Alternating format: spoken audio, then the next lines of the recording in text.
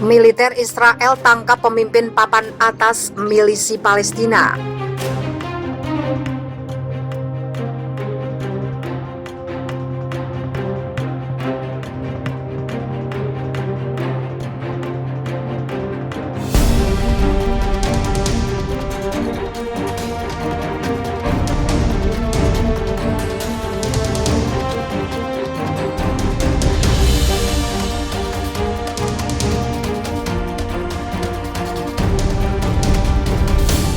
Pasukan militer Israel menyatakan menangkap pemimpin milisi Palestina di wilayah tepi barat pada Rabu 2 Juni 2021 waktu setempat. Penangkapan itu disebut dilakukan karena pemimpin milisi Palestina dituduh Israel tengah menyiapkan basis milisi Palestina di wilayah tepi barat. Pasukan khusus menangkap dan menahan Sheikh Jamal Al-Tawil di Ramallah, disampaikan otoritas Israel dilansir Arab News. Disebutkan bahwa Tawil mengambil peran aktif dalam organisasi garis keras dan mencoba menyiapkan kantor basis milisi Palestina di Ramallah.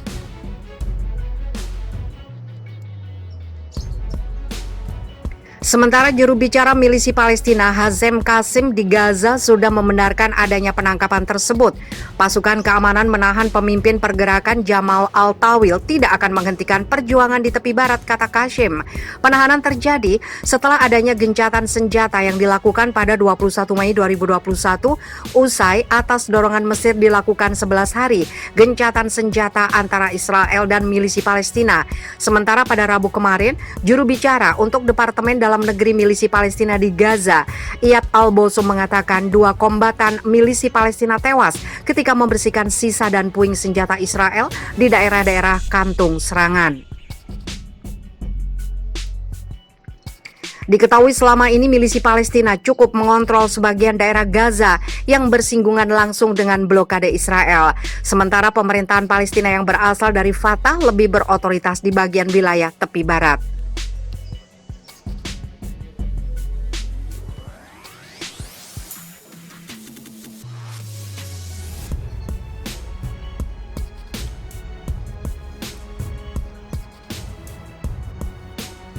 PM Israel Benyamin Netanyahu terancam lengser berkat kecerdikan politisi Partai Islam. Perdana Menteri Israel Benyamin Netanyahu terancam dilengserkan dari jabatannya. Partainya, Likud, memang menang pemilu 2021, namun dia gagal membentuk koalisi pemerintahan. Mayoritas parlemen Israel kini dikuasai kelompok sayap kanan Yahudi, Knesset. Koalisi tersebut dipimpin oleh ex-Menhan Naftali Bennett.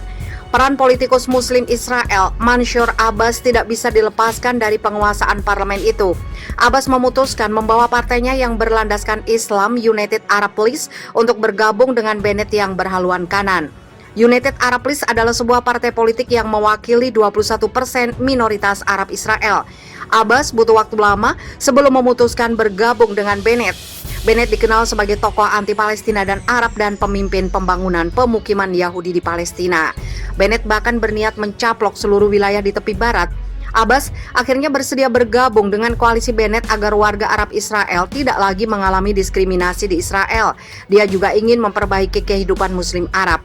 Kami memutuskan bergabung bersama pemerintah agar ada keseimbangan kekuatan politik di negara itu, kata Abbas, dikutip dari Reuters. Dalam perjanjian, Bennett setuju memberi dana 233 triliun rupiah kepada Abbas untuk membangun infrastruktur dan mengatasi kriminalitas di kota berpendudukan etnis Arab. Perjanjian juga meliputi penghentian pembangunan rumah tanpa izin di daerah Arab dan mendukung kota yang mayoritas penduduknya beragama Islam. Kami dapat mempengaruhi mereka untuk mencapai hal-hal luar biasa bagi kehidupan masyarakat Arab, kata Abbas. Namun Netanyahu diperkirakan akan melakukan segala manuver untuk melanggengkan kekuasaannya selama 12 tahun, termasuk membenturkan parpol yang tidak senang berkoalisi dengan Partai Islam.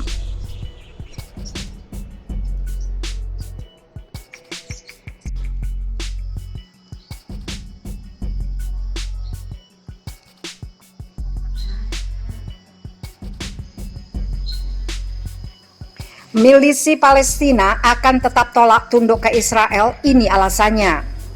Ekonomi Gaza telah lumpuh sejak blokade diberlakukan dan dihentikannya bantuan asing ke Gaza.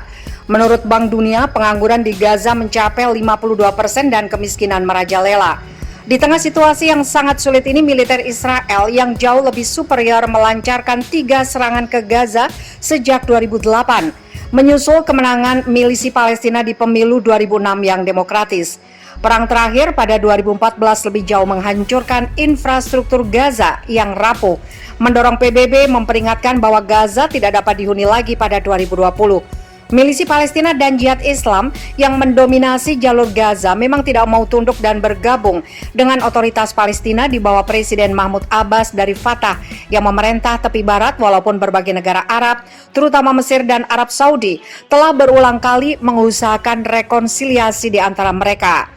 Milisi Palestina dan Jihad Islami bahkan tetap mempersenjatai diri, tetapi sikap kedua faksi bisa dimaklumi mengingat tidak ada tanda-tanda Israel mau berdamai dengan Palestina berdasarkan resolusi DKPBB 242 dan 338 serta kesepakatan Oslo 1993. Sejak April 2014, proses perdamaian Israel-Palestina macet total. Israel memang tidak ingin memerdekakan Palestina dengan wilayah Gaza, tepi barat dan Yerusalem Timur sebagai ibu kota Palestina merdeka, dan posisi Israel didukung Amerika Serikat. Sementara otoritas Palestina kini mandul, Abbas menolak pengakuan Washington atas Yerusalem sebagai ibu kota Israel, tetapi tidak dapat berbuat apa-apa.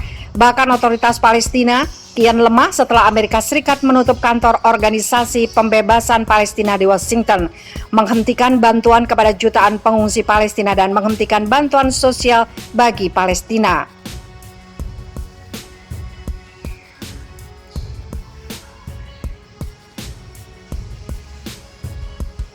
Dalam situasi seperti ini tidak masuk akal mengharapkan milisi Palestina dan Jihad Islam tunduk pada sikap otoritas Palestina dan Israel. Pembangkangan milisi Palestina dan Jihad Islami atas kesepakatan Oslo juga bisa dimengerti. Kesepakatan itu merupakan tipu muslihat Israel untuk menguburkan cita-cita Palestina memiliki negara merdeka. Kesepakatan mengharuskan otoritas Palestina menjaga keamanan di kantong-kantong Palestina di tepi barat yang dikontrolnya. Kewajiban ini kalau diikuti dengan ketaatan Israel pada kesepakatan masuk akal. Faktanya, Abbas harus merepresi warga Palestina yang menyuarakan aspirasi terkait penindasan Israel. Kenyataan ini membuat milisi Palestina dan Jihad Islami tetap memegang senjata untuk mencegah tentara Israel sesuka hati masuk ke pemukiman Palestina untuk menangkap atau membunuh warga yang dicurigai melanggar norma yang ditetapkan Israel. Juga untuk memiliki posisi tawar vis-a-vis Israel. Disayangkan Amerika Serikat tetap mendukung dan melindungi Israel lepas dari apapun yang dilakukan terhadap Palestina.